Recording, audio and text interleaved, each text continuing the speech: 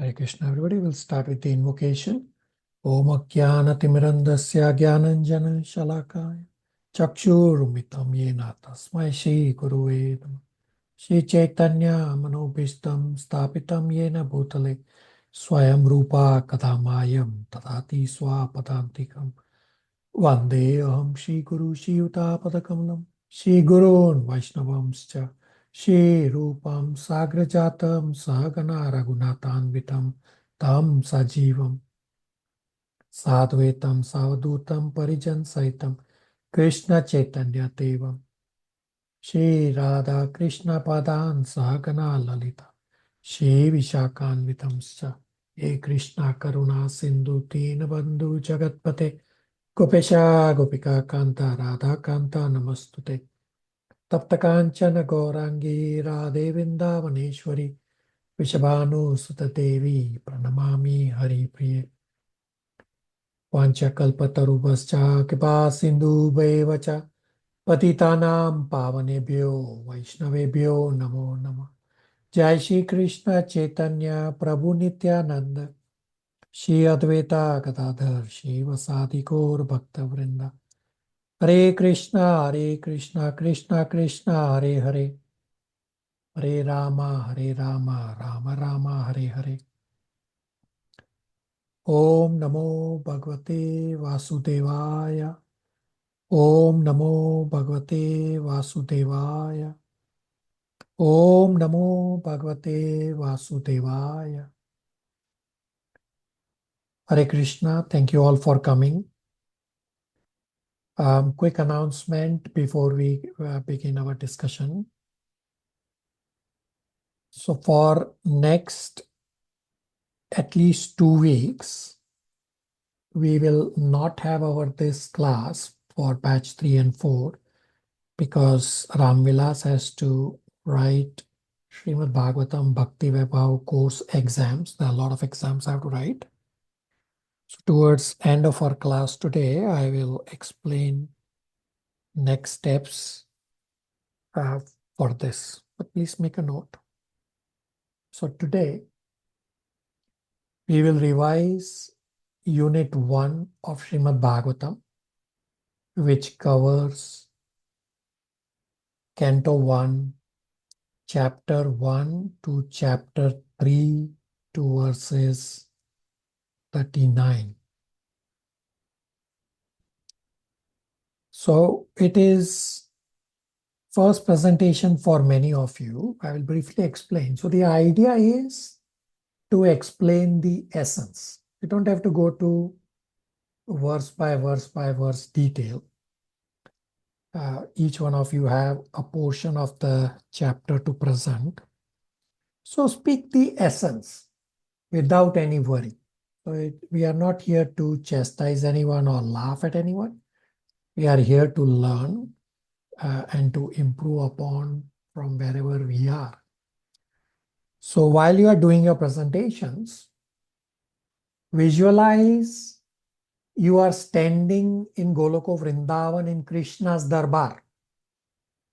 That Krishna is there, Srimati Radharani is there, all pure devotees are there, and you are trying to speak, you are trying to sell Srimad Bhagavatam. There's nothing to sell, just trying to preach or... So speak in that high and low voice. Don't just say blah, blah, blah, blah, blah, blah, blah, blah. No, speak in an interesting manner, in a high and low voice to emphasize certain points in your presentation. Everybody with me? Any questions, comments, realizations?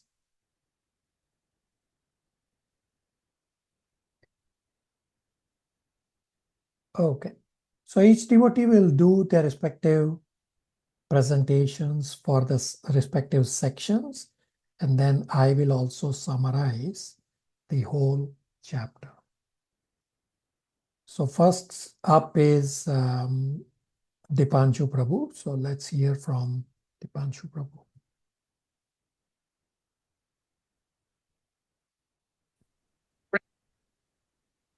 Hare Krishna devotees, please accept my humble obeisances. I am seeking permission from all the Vaishnavas present here, all the devotees, Srila Prabhupada, all gurus in disciplic succession, Srimati Radharani and Supreme Personality of Godhead, Lord Krishna. Thank you for giving me this opportunity to speak on the glories of Srimad Bhagavatam. Please forgive me for any mistakes or shortcomings in my presentation. Om Namo Bhagavate Vasudevaya. Om Namo Bhagavate Vasudevaya. Om Namo Bhagavate Vasudevaya. Now, I will try to present the summary of Srimad Bhagavatam, Canto 1, Chapter 1, Part 1, title as Prelude to Srimad Bhagavatam. So, right in the beginning of Srimad Bhagavatam, respectful, humble obeisances are offered to the Supreme Personality of Godhead, the Supreme Absolute Truth, Shri Krishna. So, the first shloka of this chapter is Janmadiyasya yaton vayaditartascharthesu abhigna तेने ब्रह्म हृदय आदि कवये मुयन्ति यत् सूर्य तेजो वारी मृदाम यथा विनिमयो यत्र त्रिसर्गो मृषा धाम्ना स्वेन सदा निरस्तकुहकं सत्यम परम धीमहि. So Bhagavatam begins with Om Namo Bhagavate Vasudevaya, which means obeisances are offered to Bhagwan Vasudev, the son of Vasudev, that is Supreme Lord Krishna. And the shloka describes 7 characteristics of the Supreme Lord Krishna. The first quality is Janmadi Yasya Yatha, means cause of the creation of this universe is Krishna. Janma means birth or appearance or creation. So the word Janma is used in this verse in the sense of creation of the universe. So the first quality of Krishna described in this shloka is that Krishna is the cause of creation, maintenance, and destruction of this material universe. Not only one universe, there are millions of universes that are generated from bodily pores of Mahavishnu. So Mahavishnu, when he breathes out, millions of universes come out of his bodily pores. And when the right time comes, at the end of the life of Brahma, the Lord also destroys this universe. Thus, the Supreme Lord is the cause of creation, maintenance, and destruction of this universe. That is the meaning of Janmadiyas Yata. Now, the second quality of Krishna, Abhigna, means who knows, the one who knows. Anvaya Ditartast means directly or indirectly. Krishna knows everything that is happening in this created universe. He creates the universe and he is aware of everything that is happening within the universe. That is the second quality. Now, coming up to the third quality, which is Swarat. Swarat means one who is completely independent. So, we living beings are dependent on many things within this universe for our functionality. But Krishna can independently create the entire universe. Krishna is not dependent on anyone. He is supremely independent. He has a supreme free will. So that's why the word Swarat is used. Now the fourth quality of the Lord is Tene Brahm Hridaya Adi Kavaye, means it is that supreme Lord who has enlightened Lord Brahma right in the beginning of creation with Vedic knowledge. So Brahma is the first created being within this universe who appeared from lotus that sprouts from the navel of Garbho Dakshaya Vishnu. So Brahma is the first student of the Vedas, and Tene Brahma Hridaya Adi Kavaye means the Lord has given the Vedic spiritual knowledge to Brahma from within. Here, Adi Kavaye refers to Brahma. So fifth aspect of the Supreme Lord that is described in this shloka is Muyanti Yatte Surya, means that even great sages, intellectuals, and exalted beings get confused, illusion in their attempts to understand the Supreme Absolute Truth, Supreme Lord. It is not easy to understand the Lord. Even Krishna himself says in 10th chapter of Bhagavad Gita, Name Vidhu Surgana Prabhavam na Maharshya. So it is very difficult even for the great sages and even demigods to understand the Supreme Lord. So Tejo Vari Mridam Yatha means that just as we can mistake dry land for water in a desert, or we can even get bewildered by the illusory representations of water in fire, similarly, we can become confused when trying to understand the activities and appearance of the Lord Krishna. And another quality is Vinimayo Yatra Trisargo Mrisha. Because of the illusionary energy of Lord Krishna, what is very temporary in this material world appears to be factual to us because of Maya. And apart from this material world, the Lord also has a spiritual realm, a spiritual word, that is Vaikuntha or Goloka. So Dhamna Swain Sada Nirastakokam Satyam Param Dhimai. So although the Lord is all pervading throughout this material creation, although the Lord creates this universe, maintains and even destroys this universe, he has a permanent, eternal spiritual abode as well, which is never subjected to creation, maintenance, or destruction. The spiritual word is permanently existent and the Lord is permanently there. So the spiritual word is the eternal abode of Supreme Lord. So here Satyam Param Dhimahi, Vyasdeva here describes that I meditate on that supreme absolute truth, Lord Shri Krishna. Now coming up to the second shloka. This shloka describes various qualities of Srimad Bhagavatam. Dharma projit kaitavotra paramo. So here, kaitava dharma means pretentious religion or materially motivated religion. So dharma, artha, kama, moksha are the four important principles of human life. But if they are motivated materially, then it is not the right kind of dharma that one has to perform. So paramo means absolute or highest truth. So here Parmo means Bhagavatam profounds the highest truth. And Nirmat Saranam Satam Vedyam. So those who are pure-hearted, those who do not have any pride or any envy within their hearts can understand Srimad Bhagavatam. And by taking shelter of this pure narration of Srimad Bhagavatam, all the material miseries are completely vanquished. So a mature devotee perceives that everything happening in one's life is actually sanctioned by God. And a devotee also perceives that whatever difficulties I am undergoing are actually a result of my own past deeds. So thus a devotee very maturely perceives all the difficulties that he is experiencing in his life. He sees God's hand behind all the happenings in life and believes that whatever calamities he is facing is meant for his own purification. So Tapatrayon Moolanam here means Bhagavatam may not solve our financial problems or physical problems or any other problems, but Bhagavatam gives us the right maturity and consciousness to deal with those problems and failures. So scriptures teach us not only to attain success in life, but also teach us how to deal with failures in life. So by taking shelter of this pure narration of Krishna in the form of Bhagavatam, we can become oblivious to material miseries that are surrounding us in this world. Now coming up to the third shloka. This shloka describes the sweetness of Srimad Bhagavatam. So Bhagavatam is so sweet when all the Vedic literatures are compared to a desire-fulfilling tree, Kalpatru. So Srimad Bhagavatam here is compared to the ripened fruit of the tree. Nigam Kalpatru. Nigama means Vedic literature and Kalpatru means desire tree. So Galitam Phalam. The ripened fruit of desire tree is Srimad Bhagavatam. So fruit is already sweet when it is ripened, but when a parrot goes and bites that fruit, the flavor of that fruit increases. Similarly, Bhagavatam, which is filled with the nectarian narrations and pastimes of Krishna, is already sweet. But when Sukdev Goswami started narrating that Bhagavatam, those pastimes of Krishna, qualities of Krishna appeared much, much sweeter. So that Bhagavatam, which is being emanated from the lotus lips of Sukdev Goswami, is so sweet because the narration of Krishna, when they are mixed with the love of his devotees, those narrations appear much, much sweeter. So when Krishna's pastimes are narrated by a devotee who loves Krishna, then hearer would get the best experience of Krishna's pastime. So here I would like to conclude my presentation. Hare Krishna.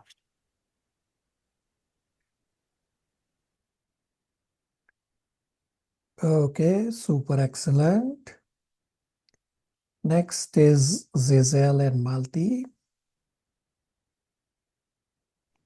Hare Krishna. Hare Krishna to all. I'd like to please accept our humble obeisances.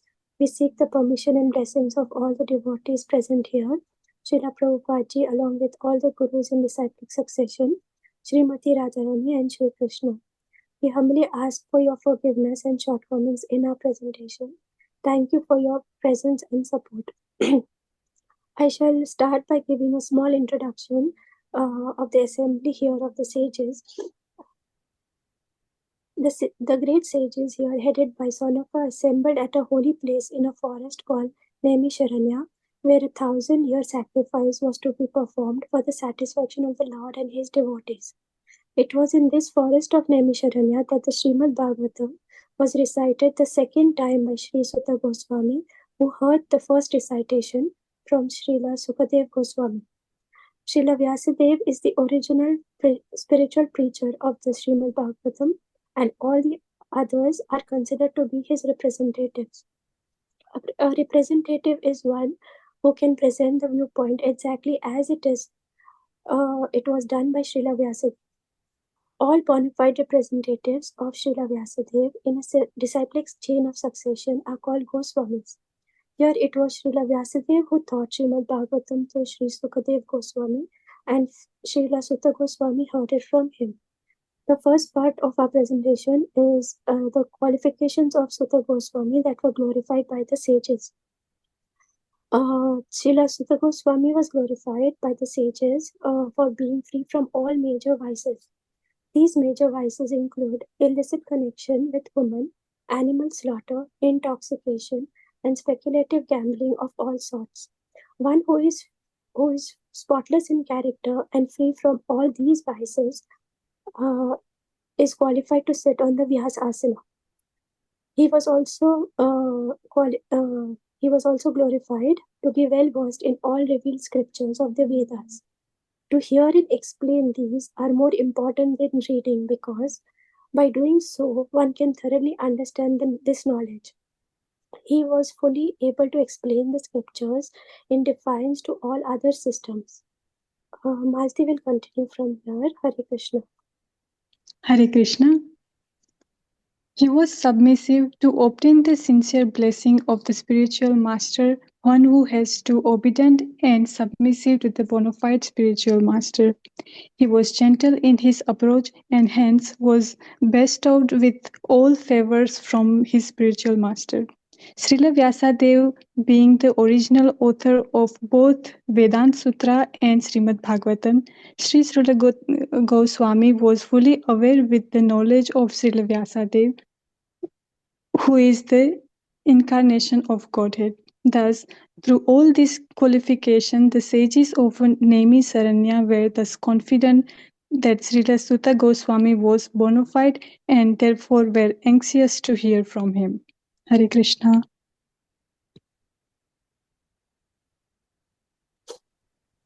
Hare Krishna. The second part of our presentation were the 6 questions the sages asked Sutta Goswami. The first question was, what is the ultimate good for all people? From 1.1.9. The answer is to render devotional service to the Supreme Personality of Godhead, which is Shreyas and Sadhana. Question 2. What is the essence of the religion of these scriptures, and explain it for the good of all living beings? 1.1.11. Answer is Shram, which is to practice devotional service or bhakti. Question 3. Why did the Lord take birth from Devaki? 1.1.12. Answer is to protect his devotees and to perform pastimes and reclaim those in the mode of pure goodness. Hare Krishna. Hare Krishna. Question 4. What are the adventures he performed in his various incarnations? These adventures are called Leelas. At the start of material creation, in his transcendental position, he created the cause and effect by his own eternal energy. He expands and enters into them, but it's not affected by the mode of nature. Instead, he remains fully enlightened in his transcendental position. He appears to be of many varieties, though he is the absolute. Question 5. What are the transcendental pastime in multi-incarnation? The answer is from 1.1.18. The multi-incarnation are called avatars. The Lord expanded himself in the universal form, Purusa incarnation, and manifested all ingredients for material creation.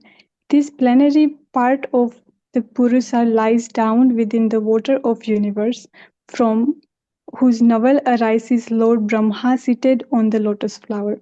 Second manifestation of Purusa is the source of all imperishable incarnation within the universe. From this part and portion, different living entities like demigods, men, and others are created. Question 6. After Sri Krishna departed his abode, where did the religious principle take shelter? The answer is from 1.1.23. Srimad Bhagavad Puran and Bhagavad Gita are two the books where the religious principle took shelter and sharanam. Hare Krishna.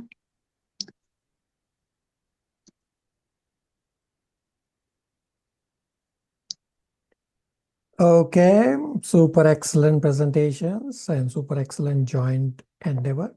Anybody has any questions, comments, realizations for Dipanshu, Sizel, Malti?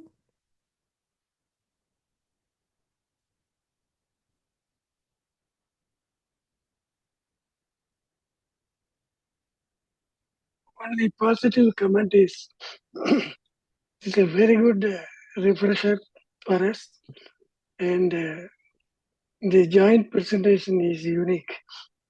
Thank you. Okay, very good.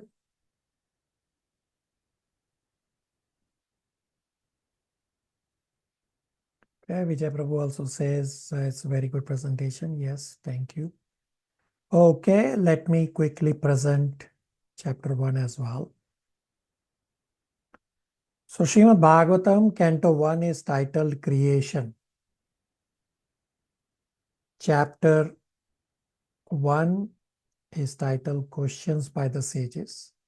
The unit 1 is Introduction to Srimad Bhagavatam. Starts from chapter 1 to chapter 3 to verse 39. Chapter 1 gives a prelude to Srimad Bhagavatam, then glorifies Sutta Goswami with his qualifications. And then the 6 questions of sages are described, where the sages condemn the state of people in Kali Yuga, and therefore they ask these 6 very important questions. Krishna is the absolute truth. And you have to know Krishna as the absolute truth based on the Swarupa Lakshana and Tathastha Lakshana.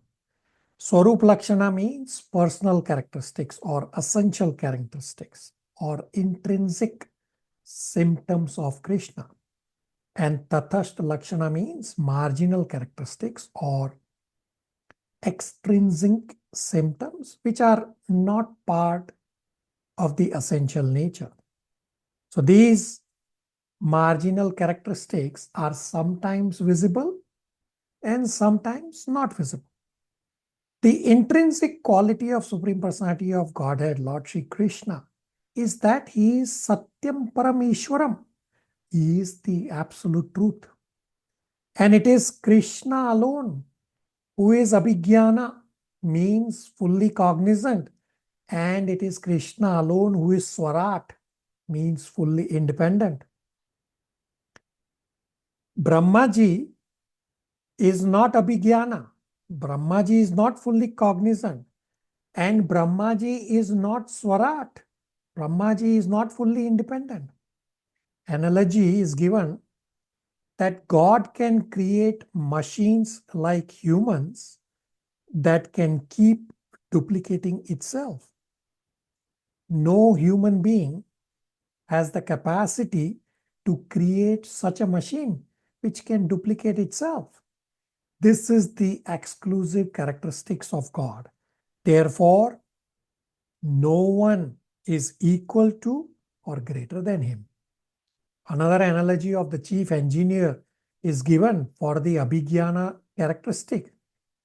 Just as chief engineer is aware of everything, even though not directly involved in the construction, but all activities are carried out under his supervision. So Supreme Personality of Godhead is Abhigyana, means directly and indirectly conscious of all manifestations in the material world. Maya works under the direction of Krishna. Bhagavad Gita 9.10 says, Maya adhyakshena prakriti. Prakriti or material nature is not the creator because Prakriti has no capacity to create. And Brahmaji is also not the primary creator. Rather, Brahmaji is secondary creator. Srimad Bhagavatam 1.1.1 says, Tene Brahma Hridaye Adi Kavaye, means Krishna imparted the knowledge unto the heart of Brahmaji. Only then Brahmaji was able to start creation. Before this, Brahmaji did not know anything. Analogy for marginal characteristics is satellite. Example, scientists exist before creating the satellite and after annihilation of the satellites also. And based on this analogy, You can judge the characteristics, both primary and secondary characteristics of Krishna, not just on the satellite analogy, but all the analogies. In the very first words, the Gayatri mantra is referenced because Gayatri mantra is the meditation on the absolute truth. The mood of chanting the Gayatri mantra is the mood of Dhimahi. Dhimahi means meditation. So the same absolute truth is being meditated upon in Srimad Bhagavatam.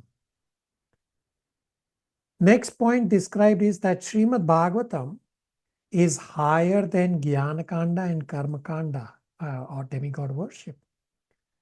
Religiosity, not progressing beyond dharma, artha, kama, moksha, is not real religion, but is pretentious, because such religion is based on bodily concept of life, and such religion based on bodily birth.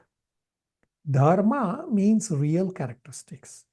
Soul's intrinsic nature, real intrinsic characteristics is to serve. Soul is part of Krishna, and serving Krishna is the intrinsic nature of the soul. This is the real dharma of the soul.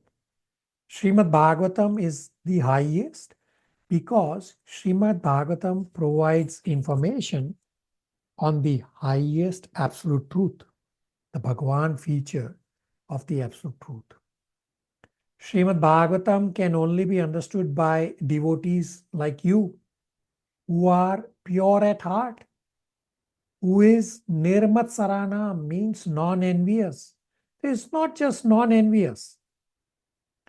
Rather, there is no tendency to envy anyone. Men perform pious activities for some material gain, for sense gratification. Rather, one must be anxious to hear this transcendental message from Srimad Bhagavatam. The desire to sincerely hear is the first qualification to go back home, back to Godhead. This word, sushrushu, meaning hear Bhagavatam attentively and submissively. Srimad Bhagavatam is not only to be heard, rather Srimad Bhagavatam is to be relished. One has to drink Srimad Bhagavatam through the years. Relish means what all you can apply in your day-to-day life from each chapter. Srimad Bhagavatam is originally sweet and became more sweeter when it is touched by the lips of Sukadeva Goswami. How to drink Srimad Bhagavatam? There is nothing to be rejected in Srimad Bhagavatam. You can understand with an example of a mango, that say when you take mango, say apus mango, and you drink all the juice, suck everything possible, but you throw away the seed.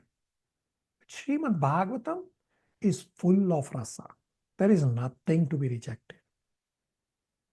Srimad Bhagavatam comes through parampara, therefore relish and drink. If fruit falls on the ground, it gets mixed with dirt, therefore you cannot relish the fruit. But Srimad Bhagavatam came through parampara, therefore there is no dirt. Next, the qualities of a representative of Srila Vyasadeva is described. 6 qualities. First, free from vice, anaga. Second, well versed in scriptures, adhitani. Scriptures such as Puranas, which is Purnani, as well as histories, means sa itihasani, as well as scriptures giving right direction for progressive life, which is Dharma Shastrani. Third is you have explained the scriptures to others, which is Akhyatani. Fourth, you have knowledge of Srila Vyasadeva. Fifth is submissive, snigdhasya. Sixth is gentle, saumya. Disciple has to be gentle, submissive. We have studied in Bhagavad Gita 4.34. Tadviti paripatena, pariprashnena sevaya. Upadekshanti te jnanam jnanina tattvadarshina. That submissive inquiry is the qualification for a disciple. We try to show our knowledge and our capacity. This is not the way Guru is going to reveal. Therefore, be submissive. Next, the sages describe the points of people in this Kali Yuga. There are 6 points described that people have less lifespan, alpa ayush. People are quarrelsome, kalau. Kalau means in the age of Kali. Age of Kali means quarrel. Third is lazy, means manda. Fourth is misguided, sumanda mataya. Then fifth is unlucky, mandabhagya. And sixth, always disturbed, upadhrita. And lastly, sages ask 6 questions. I will briefly describe the questions as well as briefly the answers to those questions. First question, sages ask, what is the absolute and ultimate good for people in general? Means shreyas, both ways. What is beneficial as well as what is the sadhana? The answer is given in 1.2.6 and 7. Answer is to develop love of God through bhakti. Second question is, explain the essence of all scriptures for the good of all living beings. It means Sara. The answer is given in Canto 1, Chapter 2. Devotional service is the essence for all scriptures. The answer for both question 1 and question 2 is essentially bhakti and the practice of bhakti. Third question the sages ask is, why did the Lord appear in the womb of Devaki as the son of Vasudeva? Answer is given in 1.2.34 and 1.3.28. To reclaim people as well as to give pleasure to his devotees. Question number 4. So question number 3 in Sanskrit, one word is jata. And question number 4, describe about the Lord who performs adventures in his various incarnations, which is Purusha avatars.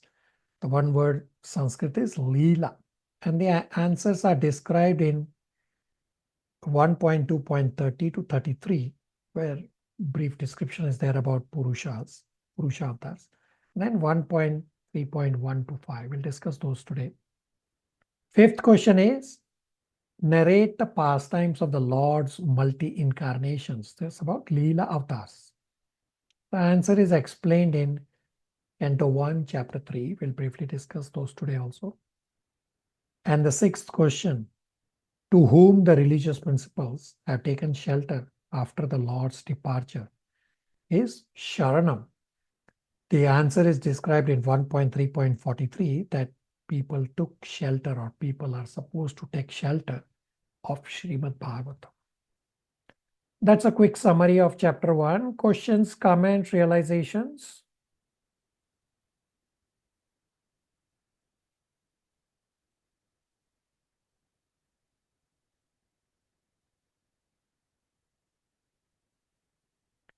Okay, let's do chapter 2.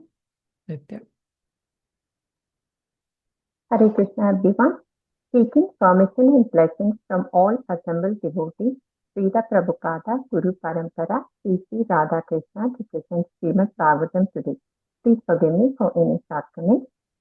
Summary of Srimad Bhagavatam verses 1.2.1 to 1.3.11.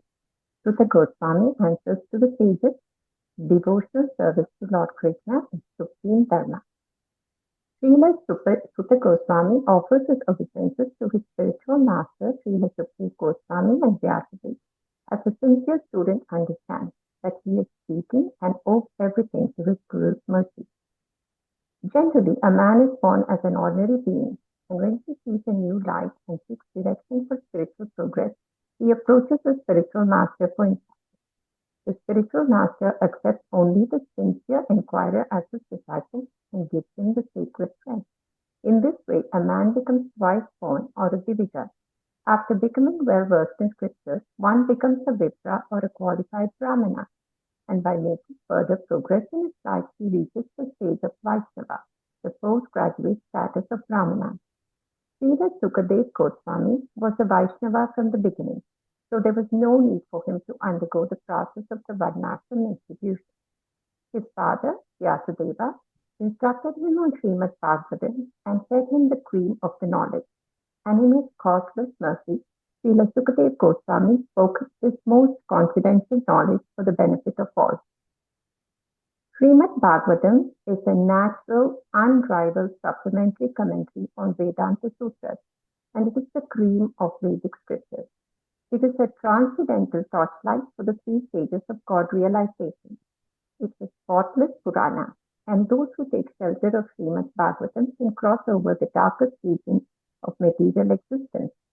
The unhappy materialists are given this exit strategy, but they are so foolish that they do not wish to escape. The analogy of a camel who relishes the taste of the thorny twigs mixed with his own blood, not realizing that it is his tongue being cut by the thorns is given here. Vedanta Sutra is directed to the jnanis. Srimad Bhagavatam is available to all those sincere souls who wish to get out of this material existence. Srimad Bhagavatam deals with the questions and answers that are related to Lord Krishna, and this is for the welfare of all, as we can derive the highest satisfaction by reading and hearing this transcendental literature. One should learn and read the Srimad Bhagavatam and make an all-around solution to all problems pertaining to this material world. Srimad Bhagavatam and Lord Krishna are the sum total of all things. Pure devotion to Lord Krishna is supreme dharma. Savai pumsam paro dharma yato bhaktir adoksati ahaituki apradihata jaya atma suprasidati. This is the answer to sage's first question. What is the absolute good of all mankind? The Vedas prescribe 2 different occupations for the human being. The path of sense enjoyment, Ravarti Marg, is inferior to the path of renunciation, Nivritti Marg, which is superior. Actual life is spiritual existence, eternal, blissful, and full of knowledge, Brahma Bhuta Prasathatma. Material existence is temporary, illusionary, and full of misery, and we claim temporary cessation of misery is happiness. Devotional service to Lord Krishna is the supreme occupation. The root meaning of the word dharma is that which sustains one's existence. One needs to revive and establish his relationship with Lord Krishna. Lord Krishna is the eternal attraction. He is the complete whole, and everything is his part and parcel. The relation is one of a servitor and a served. This is transcendental, and one must engage in pure devotional service to the Lord, devoid of sense enjoyment, ahaituki, and uninterrupted, apradihata, and this will lead to the satisfaction of the spirit soul. Vasudeva Bhagavati Bhakti Yoga Prayojita Janayati Asu Vairagyam Jnanam Sayad Ahaitukam. Bhakti is the topmost of all transcendental activities. It is sublime and easy, both for the neophyte at the doors of Bhakti and for the advanced pure devotees. Bhakti is the essence of all scripture. And here is the answer to the second question that the sages asked. Knowledge and detachment are 2 important principles on the path of transcendental realization. Bhakti leads to perfect knowledge of everything, material and spiritual, and the result of this knowledge one develops a superior taste. Attached to the positive, he becomes detached from the negative. What knowledge constitutes a limb of Bhakti, and what is not a limb of Bhakti? Reading and hearing Bhagavad Gita, Srimad Bhagavatam, names, glories, and pastimes of the Lord is a limb of Bhakti, while the Mayavadi and Jnani's impersonal knowledge is not a limb of Bhakti. Certain knowledge covers our Bhakti and needs to be uncovered. Some worldly day-to-day knowledge may be relevant to Bhakti. In conclusion, pure devotees have all qualities including knowledge, and pure devotional service to Lord Krishna is the supermost occupation of the human beings. Occupational activities that do not lead to bhakti are useless. To the materialists who cannot see beyond their gross material body, the occupational activities are limited to concentrated and expanded selfishness. The isms that relate to society, community, nation, and world are examples of expanded selfishness. None of these activities satisfies the spirit soul, who desires complete freedom from material bondage. This is possible only by devotional service, hearing and chanting the transcendental message of Godhead that will evoke our divine consciousness. Occupational activities should never be performed for sense gratification or material gain. The goal is to serve Lord Krishna and engage only in activities that will please him. Working hard to keep oneself fit and healthy is to learn and know about the absolute truth. Human life is meant for inquiry about the absolute truth. Nothing else should be the goal of one's work. The absolute truth is realized as the Brahman, Paramatma, and Bhagavan. Bhagavan is the last word in the absolute truth. Lord Krishna and Srimad Bhagavatam are the sum total of everything. An unalloyed devotional service to Lord Krishna is supreme dharma. Hare Krishna. Okay, super excellent and super excellent recitation of the verses as well. Okay, Chandran Prabhu is next. Hare Krishna. All glories to His Divine Grace, Srila Prabhupada, Guru Parampara, and Sri Radha Krishna. Seeking permission from Guru and Gauranga to speak on the subject matter of Srimad Bhagavatam, Canto 1, Chapter 2, Text 12 to 22. Seeking permission from all the assembled devotees for any of my shortcomings. The subject matter here is hearing Srimad Bhagavatam is the process for achieving pure devotion to Krishna. The absolute truth is realized in full by the process of devotional service to the Lord Vasudeva. Devotional service, which is based on the foreground of full knowledge, combined with detachment from material association, which is fixed by the oral reception of Vedanta Sruti. This is the best method for inquisitive student to realize the absolute truth. There are three classes of devotees. Number one, neophytes. They have no knowledge, not detached from material association, interested for preliminary process of worshipping deity. Second class can see four principles: personality of Godhead, his devotees, the ignorant, envious. He is eligible to know the absolute truth. Third class devotees receive the instructions of devotional service from the authorized sources of Bhagavata. This is the benefit to benefit all around people. Neophytes devotees have very little taste for hearing from authorities. Hearing and chanting from unauthorized persons spoils the whole thing. One must avoid such faulty processes. Sincere devotee must be prepared to hear Vedic literatures like Upanishad, Vedanta, other literatures of authorities, or Goswamis for actual progress. By assimilating such knowledge, one can see Supreme God within his own constantly. This is called Samadhi. Human society is divided into four castes based on works and qualification: upon intelligent caste, martial, productive, and laborer caste. Again, four orders of life are in the interest of human society: student life, the householders, the retired life, the devotional life. Aim is to please the Supreme Person of Godhead. This institutional function of human society is known as system of Varnasrama Dharma. This is to realize the absolute truth.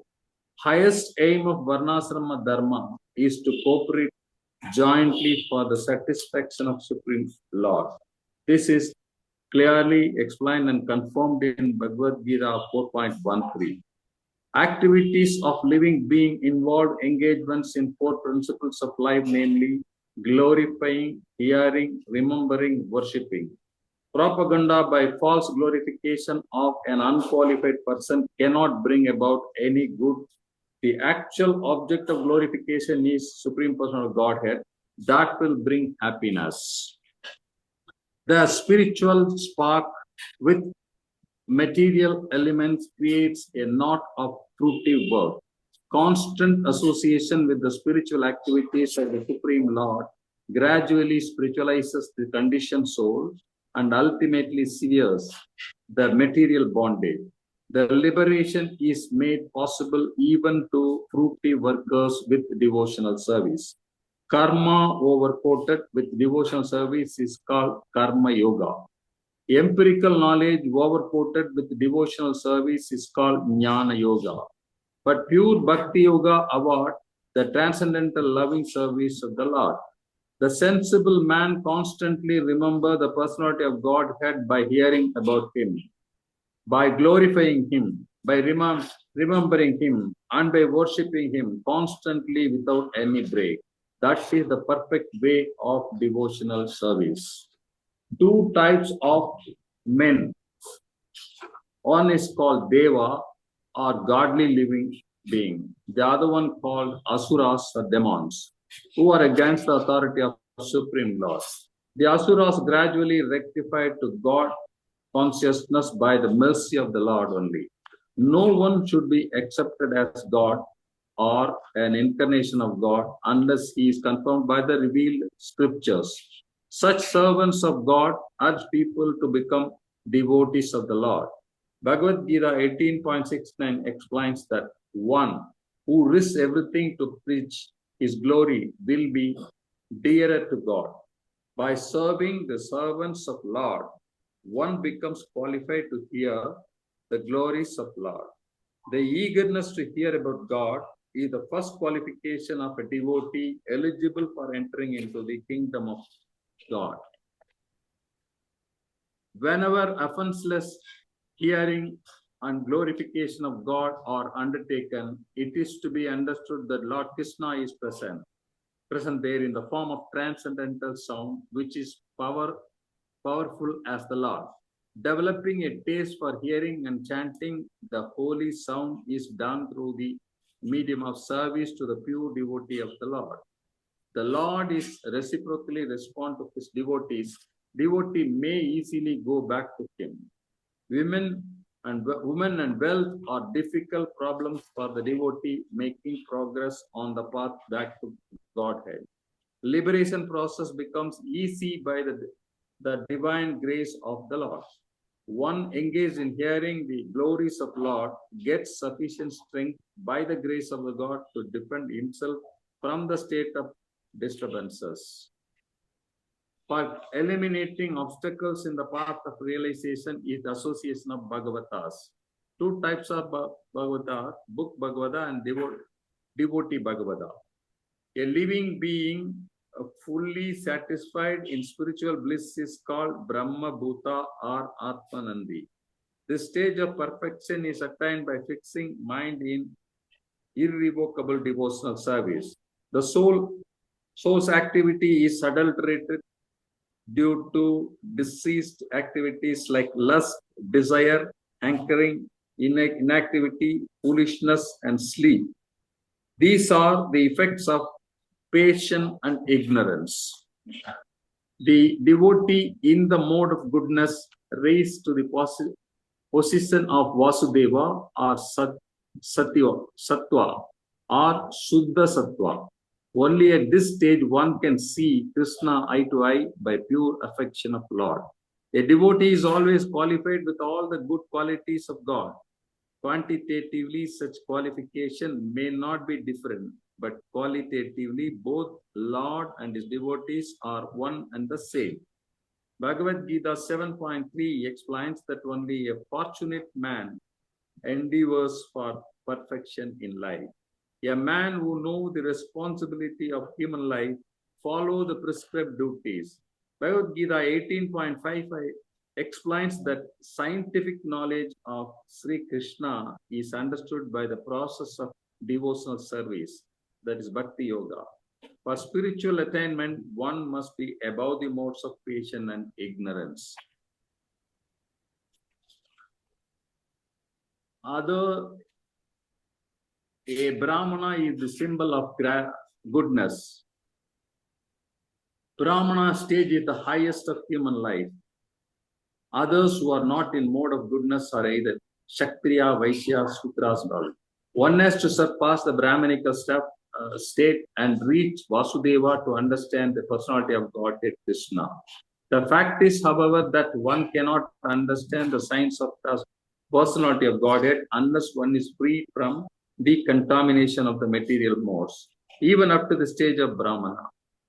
The transcendentalists affirm that the soul and super soul are the two different identities, qualitatively one but quantitatively different. Sri Krishna is like the sun. The materialistic speculation about the absolute truth are like the darkest midnight. Krishna is residing in everyone's heart as the super soul. Krishna as a sun clears the darkness of ignorance, illuminating the heart of his devotees. The devotee engaged in transcendental service realizes absolute truth and relative truth. The knot of spirit and matter is untied by the Lord. This knot is called ahankara. The clouds of doubt are cleared off once sees his master and fully engaged in transcendental loving service of the Lord. Living being creates his own chain of fruitive work and enjoys good and bad effects of those actions of life after life. By engaging in the service of the Lord, they are free from chain of karma without any reaction. Lord Krishna is the Swayam Rupa, personality of Godhead. All other forms, thousands of manifestations of Lord Krishna, plenary portions and integral parts. The living entities are separated parts and parcel of Supreme Person of Godhead. Therefore, it is concluded that Lord is the original form of Godhead. This is my humble submission. Thank you for patient listening. Hare Krishna. Okay, for the next part, it's Archana as well as Abhishek Prabhu's presenting. So I will first play Archana's recording and then Abhishek Prabhu. Let's hear from Archana.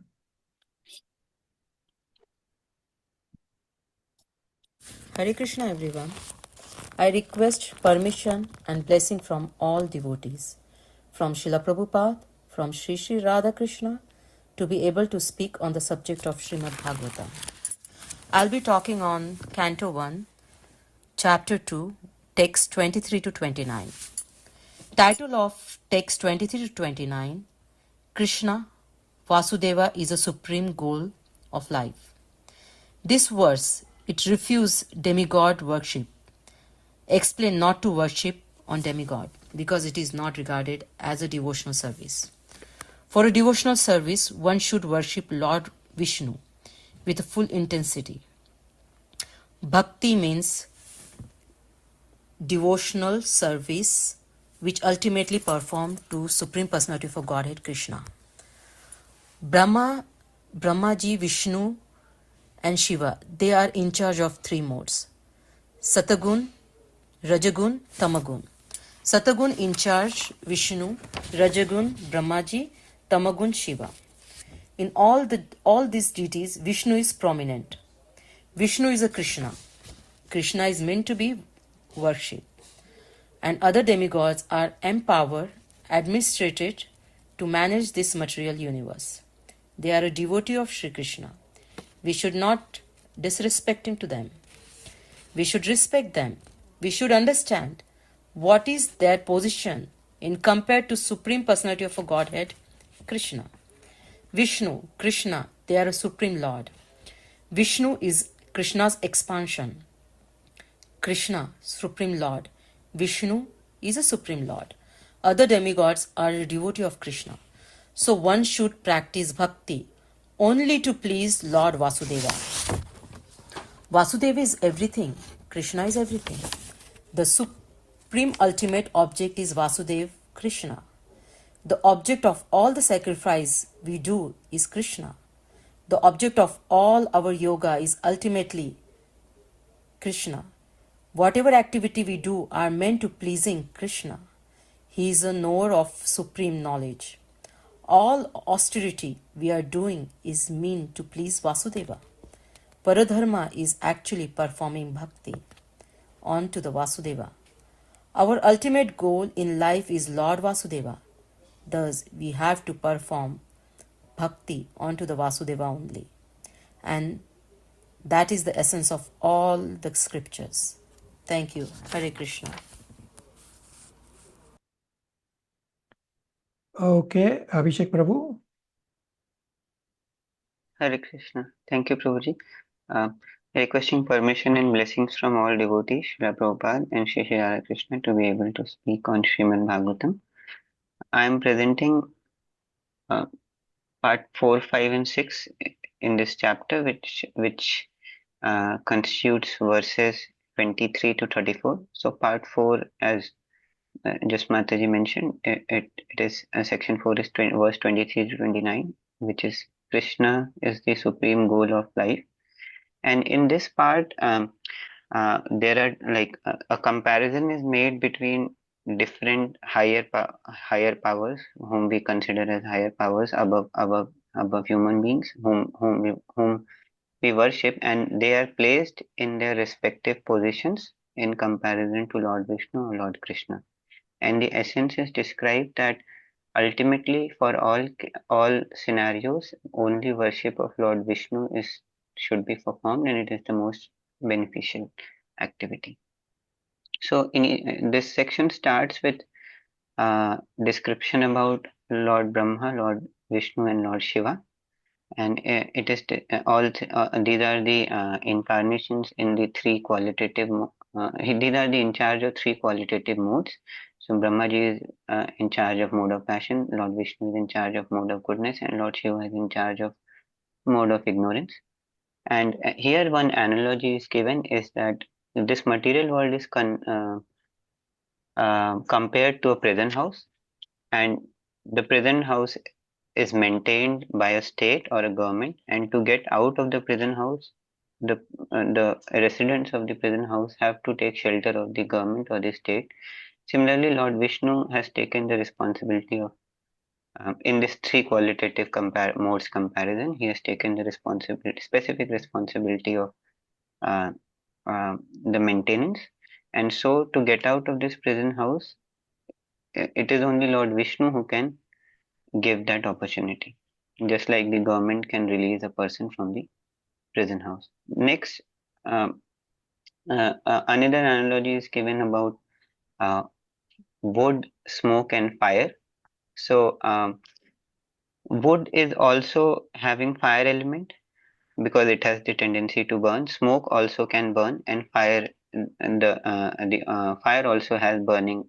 Fire can itself burn. So all of these have the property of or the element of fire in them. Just like all the three modes, tamas, rajas, and sattva, they are all coming from they are all qualitative forms of the Supreme Lord. But for cooking or for yajna, the fire is needed. So what purpose is served by the fire cannot be served by the wood and smoke. So similarly, even though these qualitative forms are forms of the Supreme Lord, but they are not the same. And for our ultimate benefit, only worship of the qualitative form of goodness, that is Lord Vishnu, is to be performed. Next, there is an example given about how many different sages all these years they have performed Vishnu of Lord worship of Lord Vishnu, and they have been successful in fulfilling the mission of their life. So there is also a similar example given in Bhagavad Gita 10th chapter, where Arjuna says, Ahustam Rishya Sarve Devarshi Naradas Tatha Sito Devalo Vyasa Swayam Meva Pravishimi. So he is giving examples of different rishis like Naradji, Vyasdev, who have perfected their life by worshipping Lord Krishna. So after the comparison of the three qualitative forms, Lord Vishnu, Lord Shiva, and Lord Brahma, worship of different demigods is described. So different demigods could have ghastly or beautiful form, like Mother Kali is said to have a ghastly form. But it is described that all these different demigods are agents of Lord Vishnu, just like a government system has different different ministers, and then there is the head of the government. So Lord Vishnu is the head of the government, and all these different demigods are actually the agents. So if someone is worshipping the head of the government, then there is no need of separate worship of the agents. But at the same time, no one should disrespect the agent, because all those agents are following the will of the Supreme Lord. So they are also we should be very respectful to them. But just like a true agent is happy if the master is served, similarly all the demigods are happy if we serve the uh, master, Lord Vishnu or Lord Krishna. But at the same time, we should give all the demigods due respect.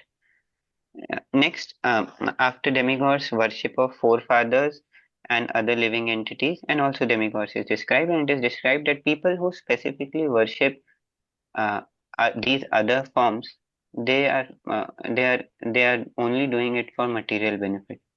So whenever someone desires something materially, some material gain, so they go to these forefathers, to demigods, or they try to worship other living beings.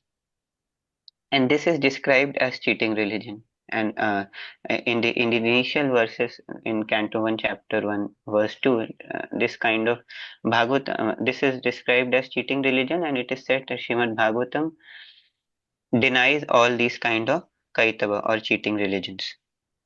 Now, after these different comparisons, a final conclusion is given in verses 28 and 29, where Lord Vasudev is described as the ultimate goal of all different kinds of spiritual processes, be it yoga, be it study of Veda, be it tapa, be it dharma, be it practicing renunciation. But in all these cases, in all those modes of worship, the ultimate object is Lord Vasudeva. So that is the part 4. Now part 5 describes answers to question 4 of the sages, which is adventures Lord performs in his various Purusha avatars. So this part has 4 verses which describes the 3 Purusha avatars of the Lord. So first Purusha avatar is Lord Mahavishnu or Lord Karnodakasai Vishnu. He lies on the causal ocean, and from his pores all the unlimited universes come out as he breathes. Then he in his Garbhodakasai Vishnu form, he enters each ocean, lies on the Garbhodaka ocean, and from his navel a lotus stem sprouts, and on that lotus Lord Brahma is born, and Lord Brahma takes charge of the secondary creation within the universe. Then to make the universe functional, Lord Vishnu in the form of Shirodakasai Vishnu or the Super Soul enters each and every atom, and he makes the working of these elements possible. Here one caution is given that even though Lord Vishnu incarnates in this world, he walks among the humans, but he is always transcendental to this material nature. And this is also described by Lord Krishna in Bhagavad Gita in chapter 9 when he says, avajananti mam mudha manushim tanumashritam param bhavam ajananto mama bhuta maheshwaram. That even though Lord Krishna is walking among the denizens of earth in humanly form, which has 2 hands, 2 legs, but he is always the Lord of everything, and he is never the same as other human beings. So the similar conclusion is given in this verse, that even though Lord comes here in this world, but he is always above this material modes, and he is never under the modes of the material nature like other living entities. And the final part of this section is verse 34, which is answer to question asked in 1.1.12, that why did Lord Krishna appear in the womb of Devaki? And here it is described that Lord Krishna, he is facilitating all the enjoyments and all the desires of the living entities, but the ultimate aim of all this process, all this so-called drama, or the manifestation which he has created, this universal manifestation, the only purpose is that so that by his own activities, Lord can attract the souls again to himself, so that they can cultivate a desire of coming back to Lord Krishna and going back to the eternal abode, that is the spiritual world. So thank you for giving this opportunity on speaking on Srimad Bhagavatam. Hare Krishna. Okay, super excellent and super excellent recitation also. Any questions, comments, realizations for all the presenters on chapter 2?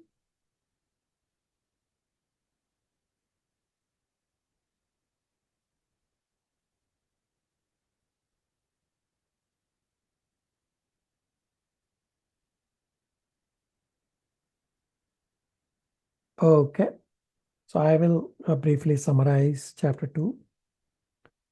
So Canto 1 is creation. Chapter 2 is titled Divinity and Divine Services.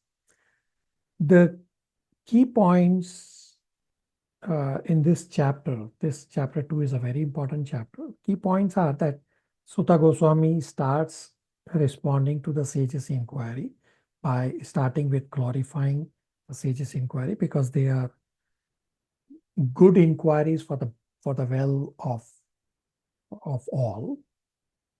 Next, the pure devotion to Krishna as the supreme dharma is described as the essence of all scriptures. And the process, the hearing of Srimad Bhagavatam as the process for achieving pure devotion to Krishna is described. And then Krishna is the supreme goal, as well as the various avatars are described. So Sutta Goswami starts speaking by first offering obeisances and prayers to Sukadeva Goswami, his spiritual master. Sutta Goswami thanks the sages for the questions.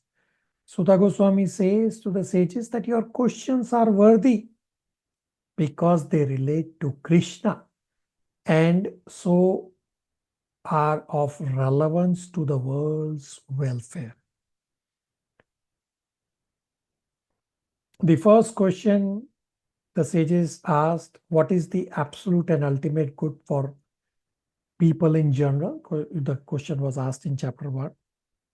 The answer is given in 1.2.6 and 7 to develop love of God through the bhakti process.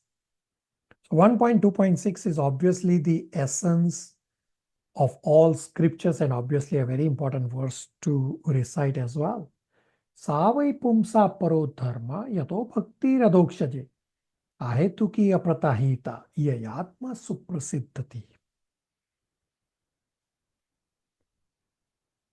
Pure devotion to Krishna is the supreme dharma.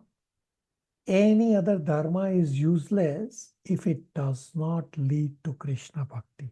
It's shrama eva hi kevalam. And devotional service should be unmotivated and unbroken. Another point described about knowledge is that knowledge that takes us forward on bhakti marg, we need that knowledge, even if that knowledge is basic material world knowledge.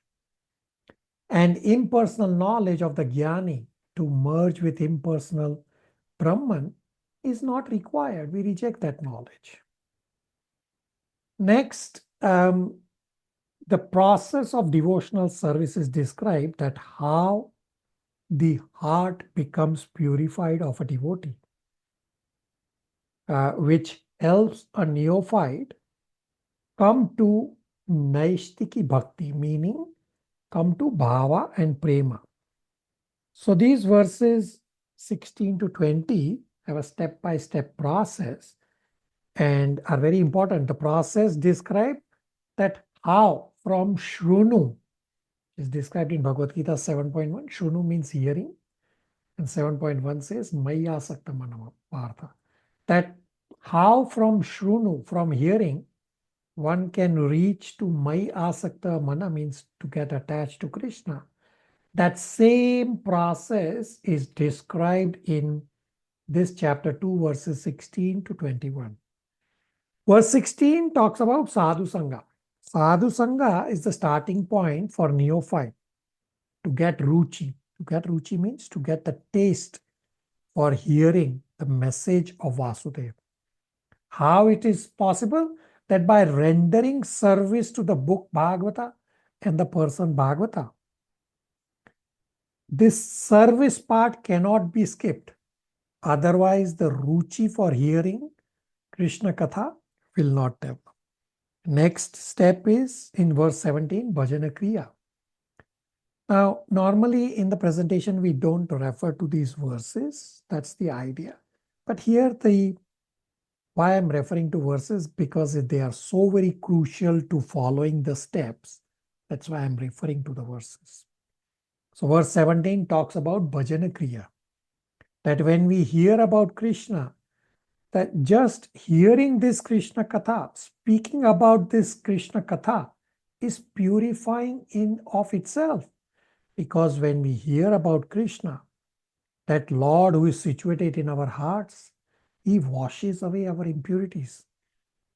Because He is the well-wisher of all living beings. Next verse number 18 describes how anartha nivritti and nishta happens.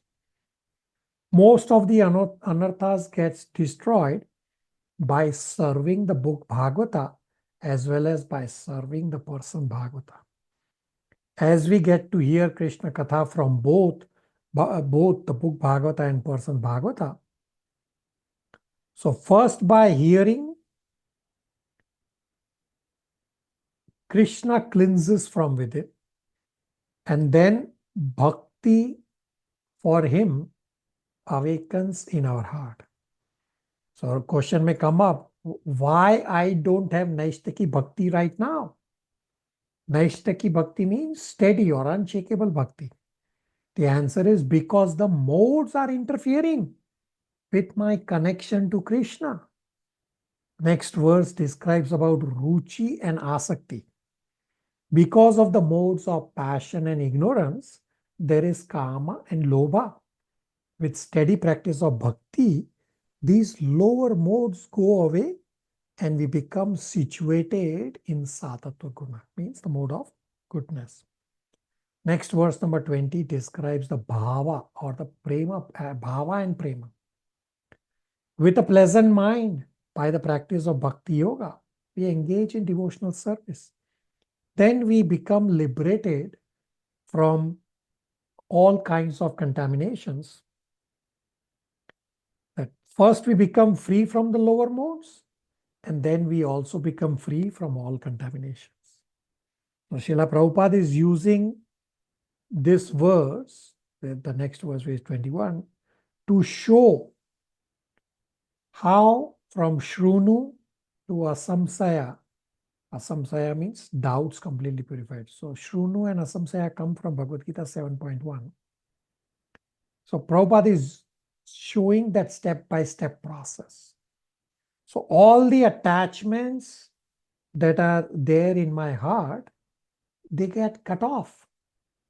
The attachments in the heart is what keeps us bound in the material world. Thus, when desires and doubts go away, assumption, that's what it says, then we do not do any activity apart from serving Krishna.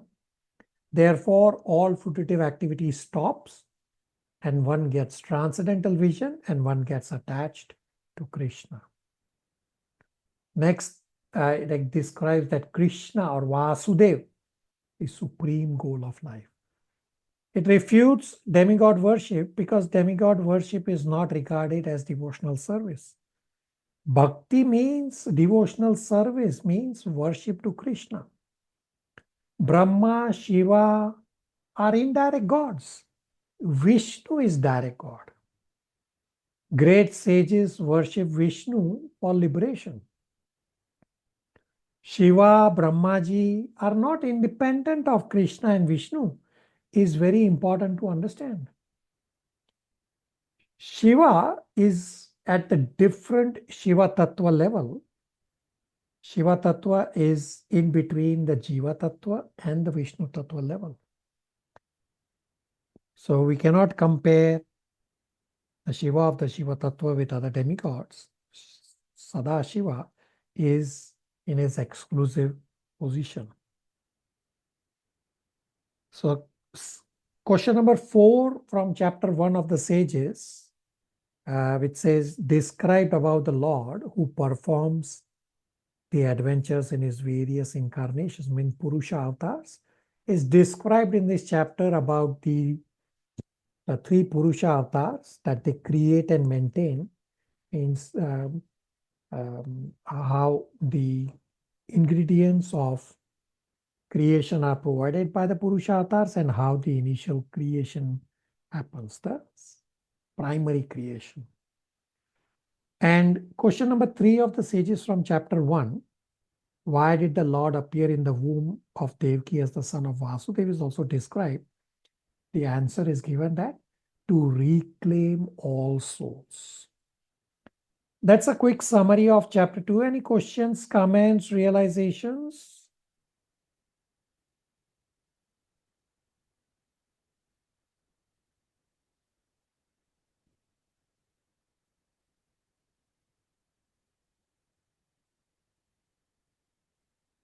Okay. Chapter 3, Priyanka and Kunal Prabhu's siblings are going to present. Hare Krishna, everybody.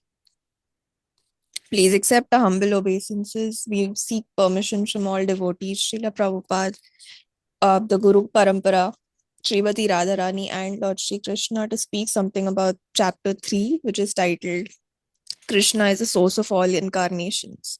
We're also seeking forgiveness for any and all shortcomings in this presentation. As we've heard before, that chapter 3 gives an answer to one of the questions asked by the sages of Naimisharanya about the various incarnations of the Lord and the adventures of the Lord. To this, Sri Sutta Goswami briefly explains the various incarnations from the beginning of creation. We've learned that Avatara means the one who descends. The first amongst the 3 features of the Purusha Avataras is the Karnodakshayi Vishnu or Mahavishnu, from whose skin holes multiple universes have manifested. Second is the Garbhodakshayi Vishnu, who enters into all of these universes. From the navel of the Garbhodakshayi Vishnu appears a lotus flower from which Lord Brahma appears, who's also called as the father of all living entities. The Garbhodakshayi Vishnu expands himself as Kshirodakshayi Vishnu, who's the Paramatma feature of the Lord and resides in all living entities. He's also known as Hari. From Hari, all incarnations within the universe are expanded, which are spiritual or transcendental in nature. The first 5 verses of this chapter remind us that we may not be able to see the Lord with our current material eyes, but he reveals himself if we are persistent and patient in our devotional service. Verse 1.3.4 says, one of the lines in the purport says, he is formless to the neophytes, but he is in transcendental form to his expert servitor. That actually brings us to a realization that as the Paramatma feature of the Lord, he takes many, many incarnations, but as a Paramatma feature, he just keeps waiting for us eternally till we look at him and start serving him. And I'd like to now ask Kunal to present the rest of the presentation. Hare Krishna. Hare Krishna, everyone. So this, I'll be talking about Canto 1, Chapter 3, verses 6 to 27 right now.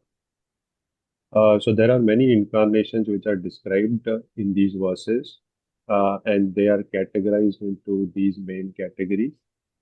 One is the Purusha avatar, which is Karnodakshayi Vishnu, Garbhodakshayi Vishnu, and Kshirodakshayi Vishnu. Then we have the Leela avatars, which are the pastime incarnations. Some examples of Leela avatars are Matsya avatar, like the fish incarnation, Kurma Avatar, the incarnation in the form of tortoise. Varahadev, who is incarnation in the form of a boat. Narsingadev, who is incarnation in the form of half man and half lion. Vamandev, who is incarnation in the form of a dwarf Brahmana. Parshuram, who is incarnation in the form of a Kshatriya.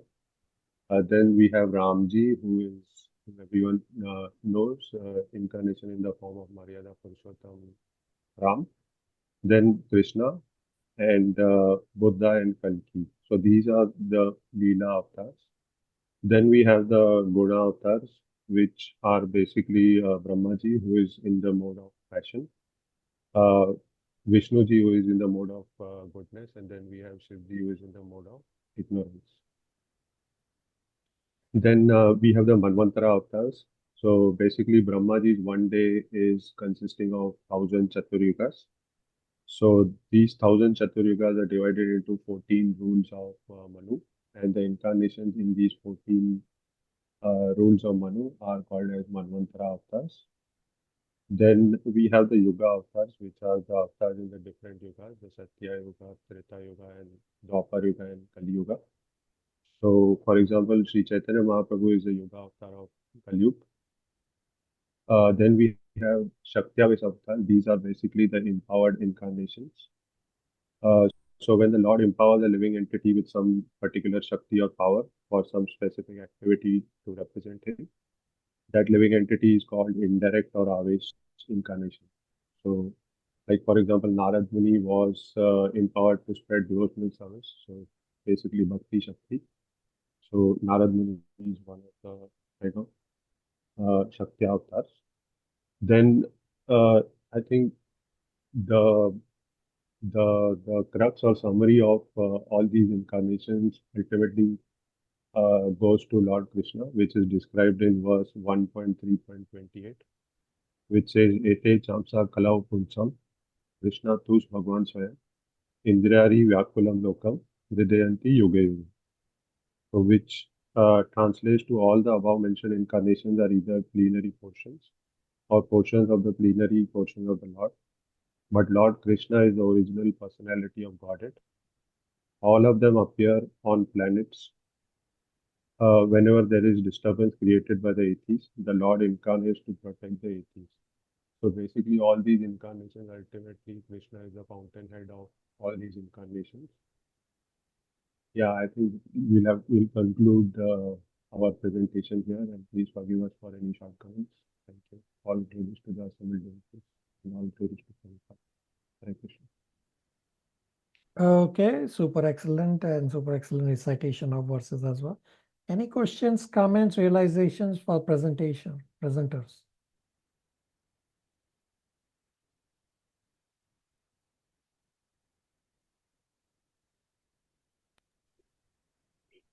All the presenters have really reinforced what we learned and forgotten. It is a good session, Prabhu. Very good. Yeah, forgotten. Yeah, we keep forgetting. Very good. Therefore, we need to listen and read again and again and again. Very good. Okay, let me quickly summarize chapter 3 as well.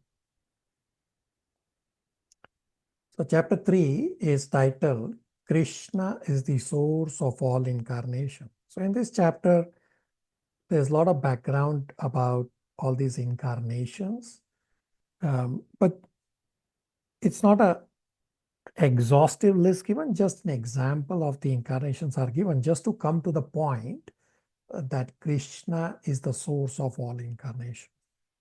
So first, we analyze the various kinds of avatars. So there are infinite categories of avatars, and within each category there are infinite avatars as well. So avatar means one who descends. So first there is Purusha avatar, which is Karnodaksha Vishnu, who manifests all the ingredients for material creation. Then there is Garbhodaksha Vishnu. The first Purusha Karnodaksha Vishnu enters each universe as Garbhodaksha Vishnu, and Brahmaji takes birth on the lotus flower The stem of this lotus flower sprung from Garbhodakshai Vishnu's navel. Next is Shirodakshai Vishnu. So from Garbhodakshai Vishnu, there is further expansion of Shirodakshai Vishnu, who is the Paramatma of all living beings. Leela avatars are also described. Some examples are Matsya, Urma, Varaha, Lord Ram, Lord Narasimhadev, Vamanadev, and there are many others. These are just some examples. Then there are Guna avatars or qualitative incarnations. Those who are in charge of the various modes of material nature. Brahmaji, Vishnu, and Shiva. Vishnu is in charge of the mode of goodness, Brahmaji of passion, and Shiva charge of ignorance.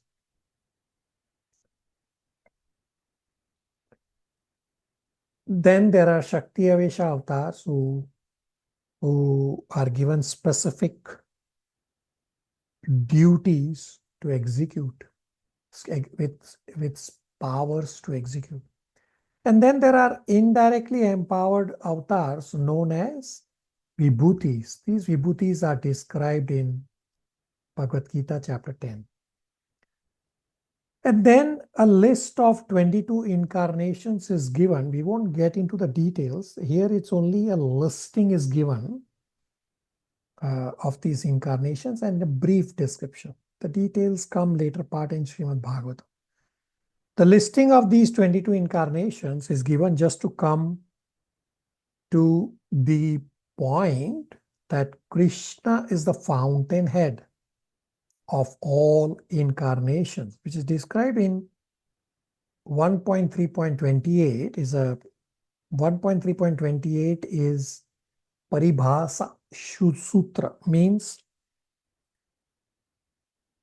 the Paribhasa Sutra describes how to understand series of unrelated verses in terms of what is the essence.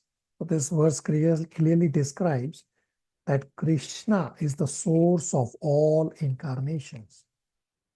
Obviously, 1.3.28 is also a very important verse to recite. Ete cha amsa kalo pumsa Krishnastu Bhagavan Swayam Indrari Vyakulam Lokam Mridayanti Yuge Yuge.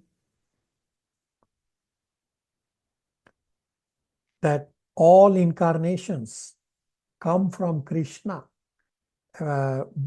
Krishna is Bhagwan Swayam. Therefore, the third line says, Krishnastu Bhagwan Swayam. Know that Lord Krishna is the Supreme Personality of Godhead.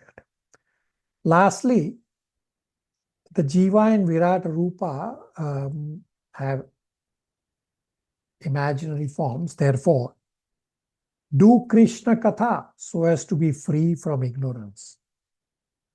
When we forget our relationship with the Supreme, then we identify with the body, and Maya, which gives us trouble, Maya is the cause that makes us identify with the body. That same Maya can actually help us also. Therefore, do devotional service. Devotional service consists of hearing and chanting, serving devotees, doing services. So we should take advantage of this hearing and reciting the narrations of the Lord's activities and talk about Lord's remarkable qualities. Lord is beyond the reach of fruitive worker as well as beyond the reach of mental speculator. Only devotees of the Lord can know him and no one else.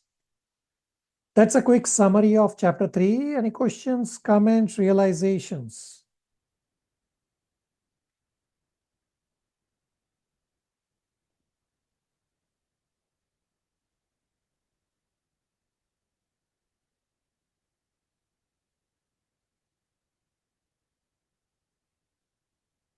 Okay.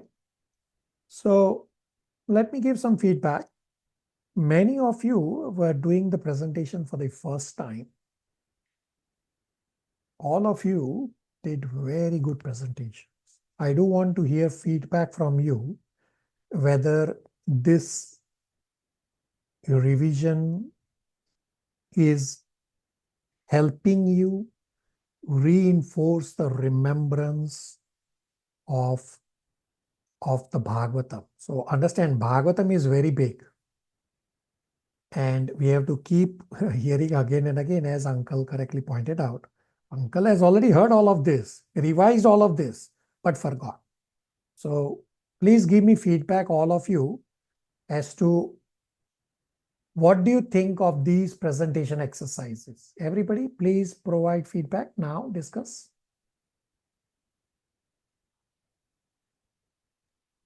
Prabhu, this is an excellent way of reinforcing, and it's the only way for us to keep remembering.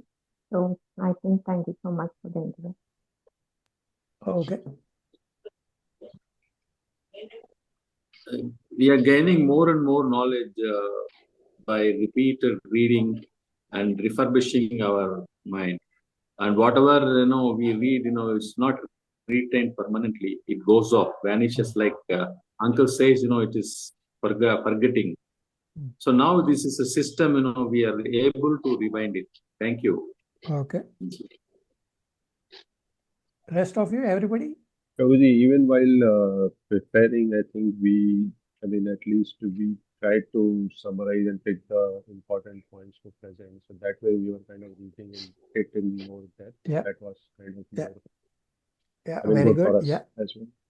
Yeah, very good. This preparation. So I'll come to this point about preparing very soon. Let everybody speak. Sorry.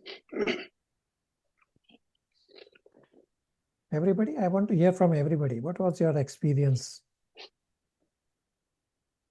Prabhuji, may I say something? Yeah, Uncle, go ahead. I just recollected my first presentation. The current batch, they presented extremely well, and I felt how much I have learned today, and how much lower presentation I made the first time. These people are really far better and superior, and I am sure they will further strive hard to present, as you said, the essence of the topic. Thank you. Okay, very good glorification of all devotees and very good humility for yourself that you did do a good job, although you did a good job as well. Okay, rest of you. Hare Krishna, Prabhuji. Because of this presentation, I got to memorize all those verses, first, second, and third, and it was really helpful. Okay, yeah, very good. You recited very well. Yeah, very good. Priyanka? Similar feedback, Prabhuji. I think I started reading all the verses more intently than before. Very good. Yeah, very good.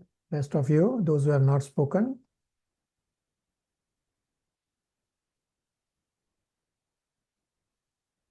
Everybody?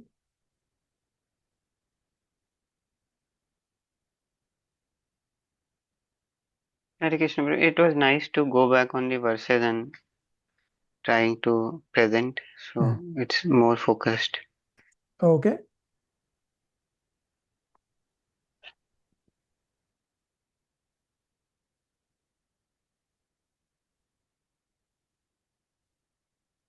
Okay. So here are two points for all of you. So certain devotees were presenting certain parts of this unit, and I had requested that everyone should prepare all the chapters. So some of you did say that you did go through all. So my question for all of you is, how many of you prepared everything? Be honest to yourself. Everybody?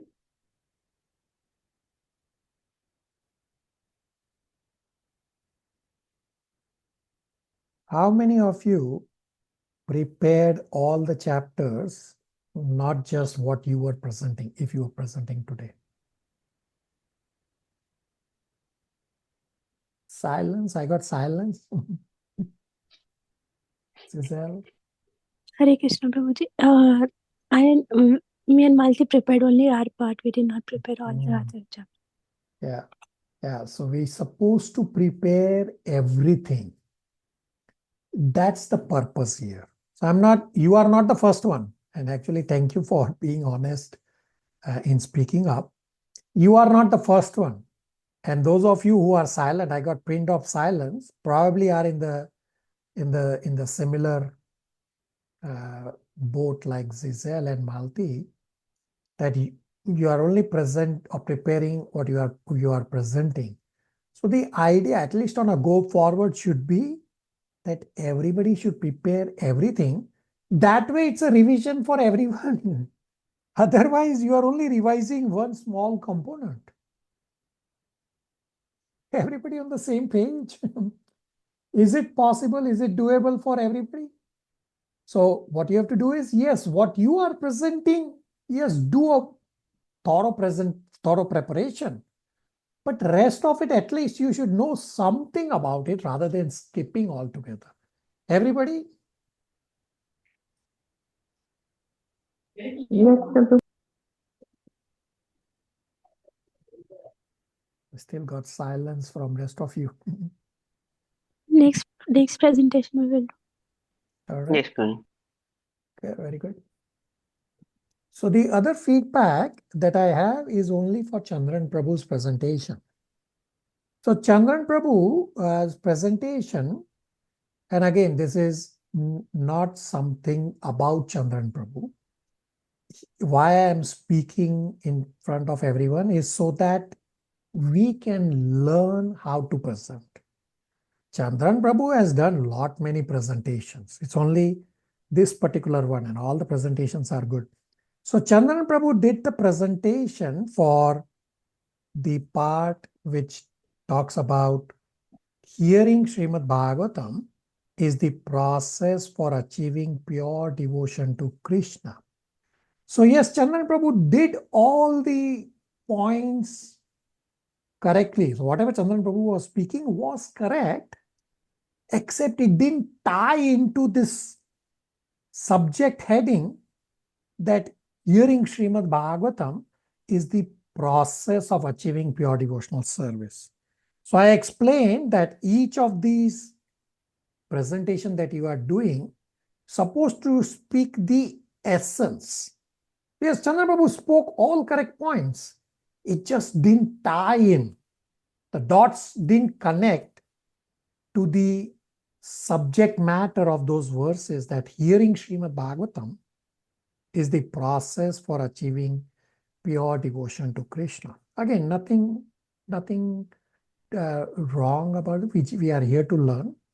So I also did summarize all the chapters. You are welcome to get a recording to listen to the recording in terms of how to do the presentation, and just progress from where we are. So uncle correctly described that all of you did already good presentation. We just have to keep improving because Krishna is unlimited. And no matter how much you improve, you can always improve more. Everybody on the same page? Yes, Prabhu.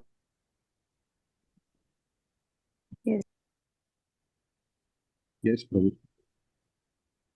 Thank you, Prabhu, for the observation. But we are the question of the time constraint. Where we lose a lot of explanations. Yeah. We cut short most things. Yeah, you are correct. So it's a matter of practice. That as you keep practicing, you will keep sharpening yourself, and that's our intent here. I am not perfect. I am just trying so that I get a pinch of devotion from you all. All right, so we won't cover anything more. The announcement that I made at the start, everybody here with undivided attention. So at least for the next 2 weeks, there will be no classes because Ramvilas has to write a lot of exams, Srimad Bhagavatam Bhakti Weber course exams. I wrote one exam today morning also. And I will send lectures to listen to, Srila Prabhupada lectures too. One of the lecture that I'm going to send is 1.15.50. So 1.15.50, 1.15.50 is specifically for those who do not endeavor on the weekly questions, as well as those who do not endeavor on populating the striking points and inquiries. Some do either the questions or the striking points and inquiries, but actually everyone should be doing both parts, the questions as well as populating the striking points and inquiry. Then everything will register. So I will also send the 5-minute short lecture, how to respect Krishna. Basically, how to respect Krishna is to respect the time we have carved out for Krishna. So you have 2 weeks where you have 2 hours each, where you have no classes. So I request all of you to use the time because it's already carved out for Krishna. So don't think, oh, I got 2 hours on Saturday, I will do blah, blah, blah, blah, blah. No. Use the time to listen to Prabhupada lectures, use the time to memorize verses. Just in the first unit itself, there are so many verses to memorize. There are so many Sanskrit terms to memorize. You can just get absorbed in Krishna just from the unit 1. Therefore, use the time to absorb in unit 1 of Srimad Bhagavatam and just use the time in Krishna conscious activities. Don't do anything and everything else. Respect Krishna. Whether or not the class happens, the time is carved out for Krishna for eternity, and use it for Krishna. So I want to hear from everybody what all you will do, and this very important lectures, all lectures that I'm going to send are important. This 1.15.50 as an analogy that when you are trying to fly an airplane, you cannot get help from others. So I want to hear from everybody, what do you plan to do for the next 2 weeks, not just in words, but actually?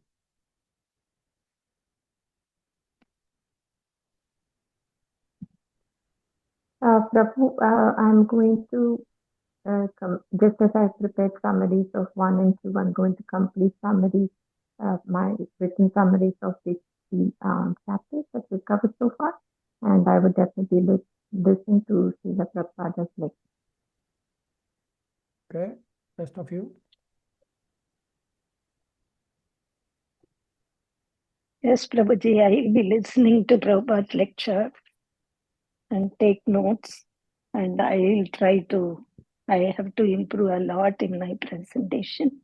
I'll try to do because we have to do our presentation in December, Prabhuji. All right. Again, Chandra Aunty also very good humility. So we are fortunate to get the elevated association of Sridhar Prabhu, Mother Chandra Aunty and uncle from batch 1 and 2, because their class is also getting cancelled for they attend the Sundays batch 1 and 2, and I suggested them to attend the unit 1 revision. So thank you for joining and giving your association to all of us. Rest of you, what do you plan to do for next 2 weeks? Prabhuji, it is always defined for the Krishna, the timing. It is meant for Krishna. Okay, very good. Hare Krishna. We'll go back on the presentations which I have not prepared and hearing lecture. Yeah, very good. You can get caught up on all the presentation that you didn't do. Okay, very good. Memorize. Nobody has said so far about memorization. There are so many verses to memorize in Unit 1 itself. I really felt so encouraged by Deepan's memorization. So many verses. Yeah. Really humbled by this presentation.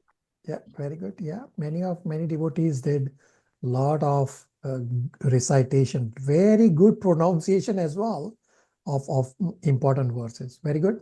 Very good observation also. Thank you for listening with rapt attention. Rest of you, I got silence. I don't know what silence means.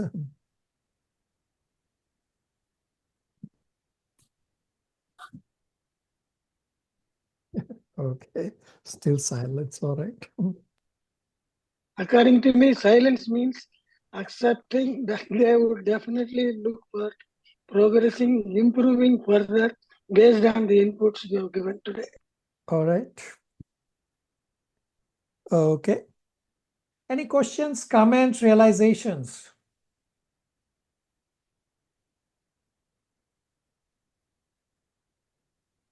Maybe you have discussed this. I'm not sure. I forgot. But if you can go back on this, the question 3 and 4 of the sages. So for some reason, one is understood as Purusha avatars, one is understood as Leela avatars. Correct. In translation, Prabhupada has used the word incarnation, multi-incarnations. I'm not very clear between the difference, but in the Sanskrit verses, two different verses are used, avatar and kala. So, I'm not sure how people segregate that this is referring to Purusha avatar and this is referring to. Is it related to these two words? Can you refer me to which verse are you saying these words? Question 3 and question 4, verse 1.2.12, is it? The question or the answer? The question. Okay, so 1.1, okay, question 1.1.1. 12 and 17, okay? Yes. So 12, okay, what's the Kala. word you're looking for? 17, it is written kala. Okay. And I think in speak to, in the translation, Prabhupada has used speak about various incarnations. Mm-hmm. And in 1.1.12,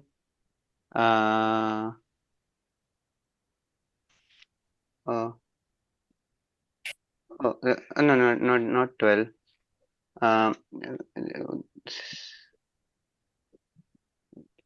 I'm forgetting. Sorry. You just mentioned this. Question 4 is describe about Lord in all the incarnations, which is Purusha Avatar, and question 5 is narrate pastimes of Leela Avatar. Sorry, 4th and 5. So one is 1.1.17 where Kala is mentioned. I'm forgetting what is the question number for the other. Okay, question 5 comes from Maybe 17. Is it 17 and 18? 17 and 18. Okay, let's see. Yes. So 17 has the word kala. And what's your question from verse 18? 18 has the word avatar. Okay. And in translation, Prabhupada has used in 17, he has just said various incarnations, and in 18, he has used multi-incarnations. Mm-hmm. He has discussed pastimes also, but I was just wondering how devotees say that this referring to Leela avatar and this is referring to Purusha avatars. Yeah, we have to follow the acharyas, and if you read the purport, Prabhupada has made it clear. So this is the purports are the important part. If you actually go to Bible, the original Bible, there is nothing wrong. But if you actually go to Bible, you will find that every other priest in Christianity has written purports. Are Baba, you have imperfect senses. How are you writing purports? And therefore, these Bible, they have different versions. And that's why the the important point about the scriptures that we read is purports, where Prabhupada has made us understand what these words mean. Now, Sanskrit, none of us, at least I am not an expert, and any language, a word can have different meanings. Similarly, even the same word in Sanskrit can have different meaning according to different context. Therefore, what we have to do is, we have to understand what Prabhupada is explaining. Rather than questioning, how come this word means this? Are Baba, some things we have to accept what previous Acharya in Parampara are giving us. And that's what Prabhupada has done for us. That because I don't have the purity to understand by reading the raw words, that's where Prabhupada comes into play and gives us the understanding that at least I am missing. Abhishek Prabhu? Yes, Prabhu. Thank you. Thank you. That helped. And if you actually read verse number 18, the word Leela is also there in the third line. Yes, yes, yes. Right? And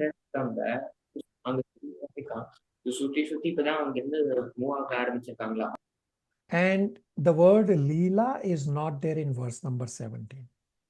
Yes, yes. Yes, So Prabhu. actually the word Leela is actually says Leelaya. So that Prabhupada has translated as pastime. Very similar word in verse 18 is Leela, and then word 17 has Leelaya. But Prabhupada has given us that the meanings are different. Just by that one slight variation of the word, the meanings change. And that for Sanskrit is very, very, we have to be very cautious. And this can be understood by the Vritrasur pastime, that the devotee doing the yajna wanted a son that will kill Indra, but he recited one Sanskrit word incorrectly, and the meaning was that he will get a son that will be killed by Indra. It became upside down. Therefore, we have to follow what Prabhupada gives us. Abhishek Yes, Prabhu? Prabhu. Yes, Prabhu. Yes, yes. All right. Thank you, everybody, for your super excellent presentations. We will continue this way. Again, as I said, that next 2 weeks, we don't have classes. Use the time to memorize verses. Use the time to absorb a lot of points from Unit 1. Use the time to listen to Prabhupada lectures. Use the time to catch up on the notes. The time is already carved for Krishna. Continue to use it for Krishna. Some of you also mentioned in the chat, Malti, Vijay Prabhu also mentioned that you will continue Krishna conscious activities. That's very good. So we are just about 5 minutes left, but we will, if everybody's okay, we'll stop here. Everybody okay? Thank you. Hare Krishna. Yes, Prabhuji. Hare Krishna. Thank everybody. you. Hare Hare Krishna. Krishna. Hare Krishna. Thank you. Hare everyone. Krishna. Hare Krishna. Thank you, everyone. Hare Krishna.